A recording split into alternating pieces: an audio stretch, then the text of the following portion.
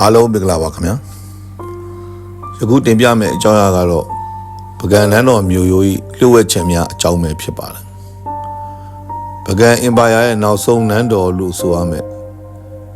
ပြည်ပြားမင်းလက်ထက်ကလေးကစတင်တည်ဆောက်ခဲ့ပြီးအနော်တာမင်းနဲ့ပကံမင်းဆက်များအနေနဲ့စောလူမင်းကျဆသားမင်းအလောင်းစီသူမင်း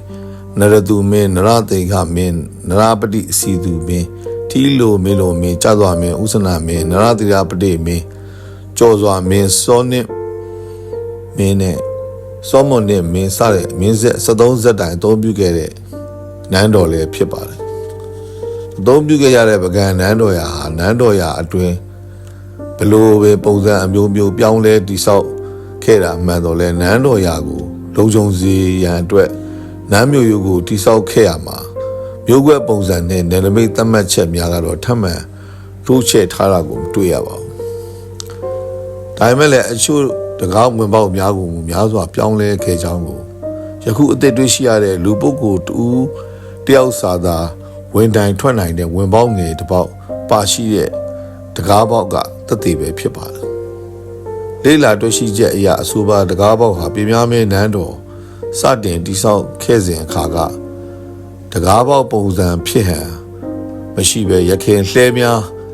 လက်ရည်များဝင်ထွက်သွားလာနိုင်တဲ့မူလတကားပေါက်ကိုပြန်လည်ပြုပြင်ထားပုံရပါတယ်။အုပ်စီအုံနှင်းများကွဲရမှုနဲ့မူလတကားပေါက်ရဲ့အရှိမျက်နှာစာတဲကနေပြီးအဆောက်အုံတစ်ခုကိုပိတ်ကာပြီး၎င်းအဆောက်အုံရဲ့ဘေးဘက်မှာလူတယောက်ဝင်စာအပေါက်ကိုအသစ်ဖောက်လုပ်လျက်ပြန်လည်ပြုပြင်ထားတာကိုတွေ့ရှိရပါတယ်။အဆိုပါအပေါက်ရဲ့လက်ရဘက်အတွင်းဘက်မှာအခန်းငယ်များစွာပါဝင်တဲ့အဆောက်အုံတစ်ခုကိုလည်းထပ်မံတွေ့ရှိရပြန်ပါတယ်။နန်းတော်အတွင်းအဆောက်အအုံများပြုပြင်ပြောင်းလဲမှုနဲ့အတူလုံခြုံရေးဆိုင်ရာအဆင့်တန်းလိုက်တကားပေါက်များနဲ့ဆက်နွယ်လျက်ရှိတဲ့နေရာများကိုထူးပြောင်းလဲခဲ့ပုံလည်းရပါတယ်။ယခုတွေ့ရှိရတဲ့ဝင်ပေါက်ကတော့မူလဝင်ပေါက်အကျယ်က14ပေခန့်ရှိပြီးတရက်ပါတကားပေါက်အကျယ်နဲ့အတူတူပဲဖြစ်ပါတယ်။ဒါပေမဲ့နောက်ထပ်ပြုပြင်တည်ဆောက်ခဲ့တဲ့လူတယောက်စာဝင်ရန်အပေါက်မှာအကျယ်2ပေအမြင့်6ပေခွဲရှိပြီးအုပ်ရိုးတုမှာ4ပေခွဲရှိကြောင်းလေ့လာတွေ့ရှိရပါတယ်။မူလတကားပေါက်လက်တံအကွေးနဲ့ထပ်မံပြုပြင်ထားတဲ့အုပ်ရိုးတို့ကိုတိကျဆက်ထားတာကိုလည်းတွေ့ရပါတယ်။၎င်းအပေါက်ရဲ့မြောက်ဘက်ပေ100ကျော်ခန့်အကွာမှာကျုံတွင်းကိုဖျက်ပြီးထိုးထားတဲ့အုပ်ရိုးတန်းတစ်ခုကမြေပေါ်ကိုထင်ရှားစွာထွက်ပေါ်နေတာကြောင့်မူလကျုံကိုဖျက်တမ်းနိုင်တဲ့တရားဟောင်းရဲ့အောက်ခြေ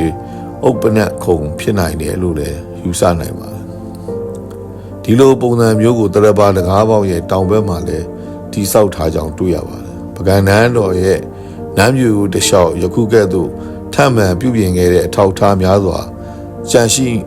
နေပေမဲ့လည်းမြည်သူကများတိတိကျကျစာတစောင်ပေတစ်ပွဲရေးခဲ့ကြောင်းလက်တွေ့ကျတဲ့သူတေသနပြုခဲ့ကြောင်းကိုမူရှာဖွေမတွေ့ရှိရသေးပါဘူးယခုလိုတွေ့ရှိမှုကိုအချို့ကလည်းဒါအရင်တုန်းကတည်းကရှိတာပါဗာများထူးဆန်းတယ်လဲစသဖြင့်ပေါ့ဘာတွေးခေါ်ကြပေမဲ့လည်းပကံခေရဲ့နောက်ဆုံးနန်းမြို့ရဲ့လျှို့ဝှက်ချက်ပေါင်းများစွာကြံနေသေးတာကိုယုံမှန်းတန်တရားဖြစ်ဖွယ်မရှိပါဘူးဆက်လက်သူတေသနာပြု